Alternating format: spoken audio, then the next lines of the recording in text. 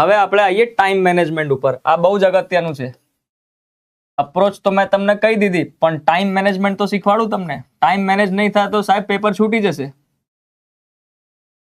Time management મને લખવાના છે, 2 નિબંધ લખવાના છે, બરાબર. એના માટે મારી જોડે 3 કલાક છે, 3 અવર્સ. એટલે કે મારી જોડે કેટલા મિનિટ છે? 180 મિનિટ છે, બરાબર છે. એટલે આને હું જો ડિવાઈડ કરું તો 90 મિનિટ પર એસે થાય, પર નિબંધ થાય 90 મિનિટ, બરાબર છે. સીધી ગણતરી છે. હવે આ 90 મિનિટમાં હું શું કરીશ? આ 90 મિનિટમાં હું 2 ભાગલા પાડી દઈશ. પહેલું ડાયરેક્ટ લખવા નહીં માંડવાનું. સૌથી પહેલા એક આપણે છે ને રફ સ્પેસ આપે પેપરમાં. તમે જો મેન્સ લખી હોય કોઈએ તો ખ્યાલ આવશે કે જે આપણી આન્સર શીટ હોય ને, છેલ્લે તમે જો ને છેલ્લે તો તમને એક રફ પેજ આપે. શું આપે તમને સાહેબ? રફ પેજ આપે, જેની અંદર તમે તમારે જે લખવું હોય તે લખી શકો.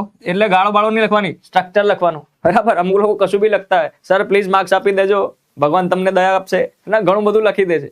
તો આપણે ધ્યાન રાખવાનું, આપણે સ્ટ્રક્ચર બનાવવાની કોશિશ કરવાની. હું તમને અહીંયા લખાવડાવીશ. આ ફોર એક્ઝામ્પલ મારું રફ પેજ છે. ફોર એક્ઝામ્પલ મારું રફ પેજ છે. જે કંઈ પણ મગજમાં મારે થોટ આવે છે, જે કંઈ પણ મારા મગજમાં ટોપિક રિલેટેડ વિચારો આવે છે, એ બધા જ હું આ પાનામાં લખતો જઈશ. રફ પેજમાં, ફેર પેજમાં ના કરતા હું, રફ પેજમાં હું લખતો રહીશ. પછી એને એક ફ્લોમાં સેટ કરીશ. શું કરીશ? પછી એને એક ફ્લોમાં સેટ કરીશ. ફ્લો કેવી રીતના સેટ થશે? હું જે અપ્રોચથી લખવાનો છું, ફોર એક્ઝામ્પલ મેં પહેલા જ નક્કી કર્યું છે કે આ જે એસે છે હું પેસ્ટલ અપ્રોચથી લખીશ. તો જેટલા પણ મારા મગજમાં થોટ આવ્યા છે એને હું હવે અરેન્જ કરીશ political, economical, social, technical, environmental, legal એંગલથી. બધાને હું પછી સેટ કરી દઈશ.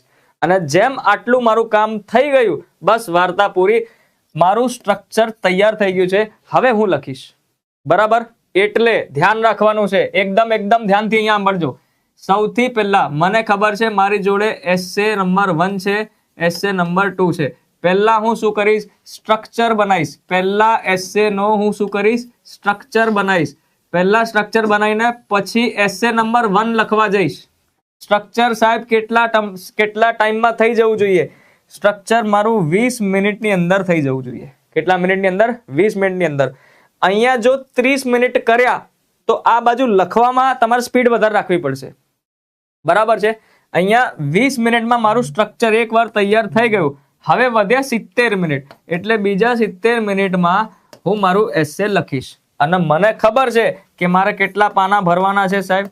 મારે 15 પાના ભરવાના છે. મારે કેટલા પાના ભરવાના? 15 પાના ભરવાના, બરાબર.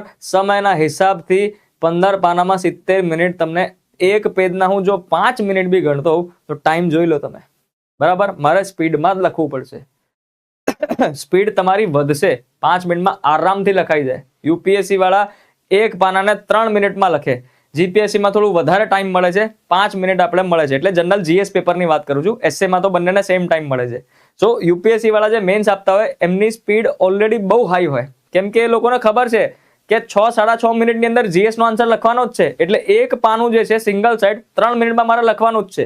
અહીંયા પણ આપણે એ જ પ્રેક્ટિસ કરવાની છે. હું એવું નથી કહેતો કે તમે 3 મિનિટમાં લખો. હું એવું જરૂર કહીશ કે 5 મિનિટ તો આપો સાહેબ, હે ને.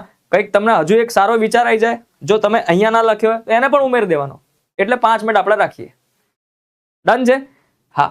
તો મને ખબર પડી ગઈ કે અહીંયા 20 મિનિટમાં મારું સ્ટ્રક્ચર, આ રફ વર્ક છે એને હું ફાઇનલ રૂપરેખા આપી દઈશ. આટલું મારું કામ પતી જશે. પછી હું 70 મિનિટમાં લખી દઈશ. અપ્રોચ મારે પહેલા નક્કી કરવાની છે કઈ છે. પાછળથી અપ્રોચ નક્કી ના કરતા, નહીં તો ગયું બધું સત્યાનાશ થઈ જશે. પહેલા મને ખબર પડી જોઈએ કે what I want to write, then પછી મારે સ્ટ્રક્ચર બનાવવાનું. ક્લિયર? હેડો. હવે બીજું એસે બી એવી રીતના જ કરવાનું છે કે બીજા એસે નું પહેલા હું 20 મિનિટમાં સ્ટ્રક્ચર બનાવી દઈશ, બરાબર છે. અને પછી હું એસે નંબર 2 લખીશ, બરાબર છે. વિદ્યાર્થીઓ ભૂલ શું કરે છે? મોટા ભાગ્યાના જે લોકોના માર્ક્સ નથી આવતા, જ્યાં સુધી મારો અનુભવ બોલે છે એ હું તમને કહું, એ લોકો ભૂલ શું કરે છે? એ લોકો ભૂલ એવી કરે કે બિચારા ટોપિક 1 તો ચૂઝ કરી દે. ફોર એક્ઝામ્પલ 1, 2 આવી રીતના ક્વેશ્ચન આપેલા છે 100%. એમાંથી ફોર એક્ઝામ્પલ એ લોકોએ ચૂઝ કરી લીધું કે મારે ચોથું લખવું છે, બરાબર, પણ પછી શું કરે, એનું સ્ટ્રક્ચર બનાવવા બેસી જાય, બરાબર છે, આ તો કરવું જ જોઈએ. એ લોકો ભૂલ શું કરે કે એસે નંબર 2 પણ જોડે જોડે જોઈ લે, એના પણ 4 પ્રશ્નો હશે, ગમે તે એકમાં લખવાનું હશે, એ લોકો નક્કી કરે કે મારે આનું પહેલું લખવું છે, આનું પણ જોડે જોડે સ્ટ્રક્ચર બનાવી લે. એટલે એ લોકો ભૂલ શું કરે કે પહેલા સ્ટ્રક્ચર 1 બનાવે, એટલે પહેલા એસે નું સ્ટ્રક્ચર બનાવે, પછી બીજા એસે નું સ્ટ્રક્ચર બનાવે, પછી એસે નંબર 1 લખવા જાય. એટલે તમે સમજો સાહેબ, મગજ હોય ને જે લેટેસ્ટ હોય ને એ વધારે યાદ રાખે. તમે સમજી લો મારી વાતને કે અત્યારે મેં લેક્ચર સ્ટાર્ટ કર્યું, ઓલમોસ્ટ કલાક થઈ ગયું, હું જે હમણાં કહું છું તમને તરત જ પેસ્ટલ યાદ આવશે, સિલેબસ પછી યાદ આવશે તો ખરી, સમજો છો મારી વાતને. એટલે આ જનરલ મેન્ટાલિટી છે.